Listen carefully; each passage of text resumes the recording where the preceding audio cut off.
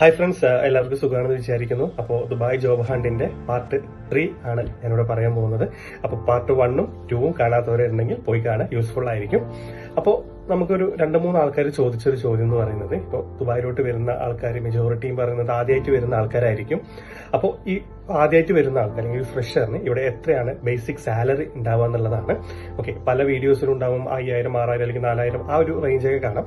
But എൻ്റെ ഒരു അല്ലെങ്കിൽ എൻ്റെ ഒരു എക്സ്പീരിയൻസിൽ ഇവിടെ നമുക്കൊരു ബേസിക് ആയിട്ടുള്ള ഇപ്പോൾ ഈ സൂപ്പർ മാർക്കറ്റിൽ ചെറിയ ചെറിയ രീതിക്കുള്ള ആൾക്കാർക്കൊക്കെ കിട്ടുന്ന സാലറി എന്ന് പറയുന്നത് ഒരു 1200 ടു ഒരു 1500 ആണ് ഉണ്ടാവുക. അതിൽ ചിലപ്പോൾ അക്കോമഡേഷൻ ഉണ്ടാവും, അല്ലെങ്കിൽ ഫുഡ് ഉണ്ടാവും, ചിലപ്പോൾ രണ്ടും ഉണ്ടാവും, ഡിപ്പെൻസ് ആണ് വരുന്നത്.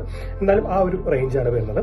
പിന്നെ അത്യാവശ്യം വലിയ കുഴപ്പമില്ലാത്ത ഒരു നാട്ടിൽ വലിയ കുഴപ്പമില്ലെങ്കിൽ എക്സ്പീരിയൻസ് ഒക്കെ ഉള്ള ആൾക്കാർ, വലിയ അത്യാവശ്യം കുഴപ്പമില്ലാത്ത കമ്പനിയൊക്കെ ആണെന്നുണ്ടെങ്കിൽ ഒരു 2000 മുതൽ 3000 രൂപ വരെ ദിർഹം വരെ നമുക്ക് സാലറി ഉണ്ടാവും. അപ്പോൾ ഈ ഒരു റേഞ്ചാണ് ബേസിക് ആയിട്ട് അല്ലെങ്കിൽ ഫ്രഷറായിട്ട് വരുന്ന ഇവിടേക്ക് വരുന്ന ഒരു ആൾക്ക് കിട്ടുന്ന സാലറി പറയുന്നത്. ഓക്കെ, അത്രേ വരുന്നുള്ളൂ. അല്ലാതെ ഹൈ സാലറി ഒന്നും നിങ്ങൾ പ്രതീക്ഷിക്കരുത്. പലതും ചിലപ്പോൾ അവിടെ ഇവിടെയൊക്കെ കേട്ടിട്ടുണ്ടാവും, അങ്ങനെയൊന്നുമില്ല.